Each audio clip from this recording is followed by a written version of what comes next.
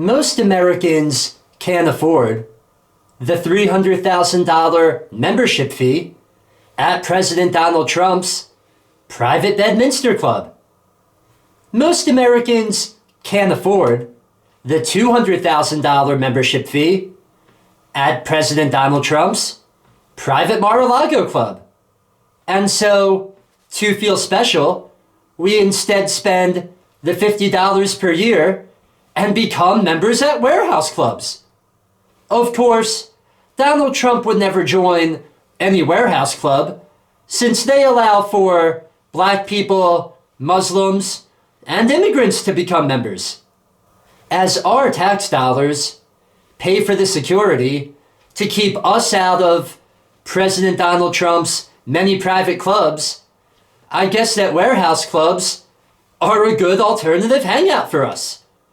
Seeing as how they have more cameras watching their members than a George Orwell novel, as they don't feature real ceilings, and as it never really gets old to ask the geriatric ladies shopping at BJ's what the acronym stands for.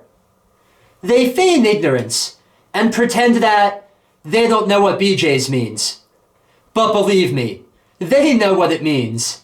They know. Being a warehouse club member doesn't get you in any faster though, as I often see lines like these outside. Like, relax people, it's not an actual strip club in there, and it's not even similar to Studio 54.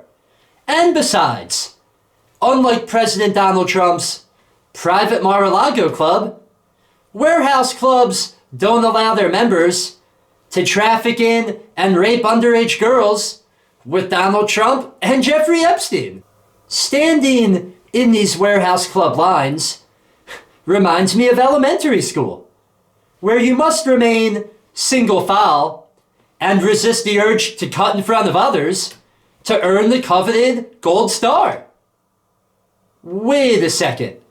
Costco gives all of its literal 100 million plus members a goddamn gold star?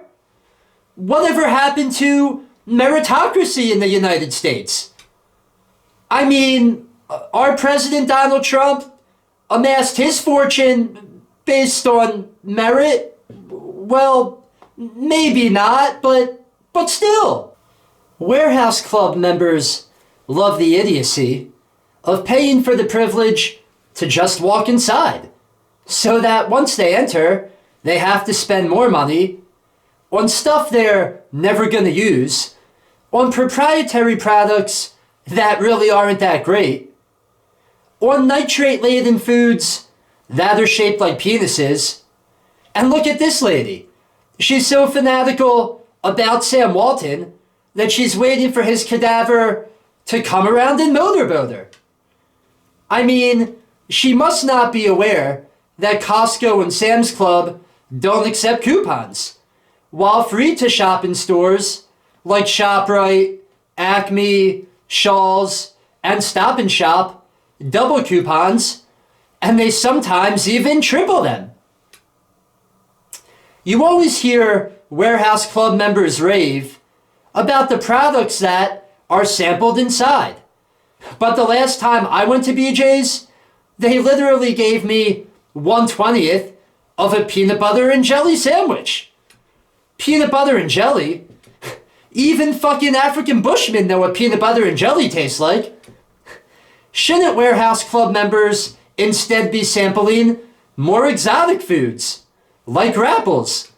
Because who doesn't want to try a fruit created in a lab that even God wasn't smart enough to create? As my body is composed of 60% water, I know what water tastes like. Thank you very much. And my idea of fun really isn't just 1 or 2 tortilla chips with a small amount of salsa on top. As even Mexican haters, like President Donald Trump, know how to go all out and kick it up a notch. Everything sold at warehouse clubs is sold in bulk. And so, if I'm forced to begin an intimate relationship with 36 rolls of toilet paper, then the least warehouse clubs can do is post an adjective and adverb hierarchy. So that way I could know if big beats giant, if jumbo trumps huge, if ultra soft super mega really tops ultra strong mega, if comfort plus wins out over ultra comfort care, and if the forever roll actually crushes them all. Because $20 is just too much for my asshole to make a mistake and get wrong which toilet paper reigns supreme. Nearly 3 pounds of Special K cereal? I'm sure that a husband went on the world's first serial killing spree after his wife made him eat most of that shit. Costco and Sam's Club make you enter giant walk-in freezers if you want dairy or produce products. And so whose idea was it to give paying members frostbite and pneumonia? In the middle of summer, we shouldn't have to resemble a climber on Mount Everest to find the best looking bag of spinach at a warehouse club. Parents go shopping with their children.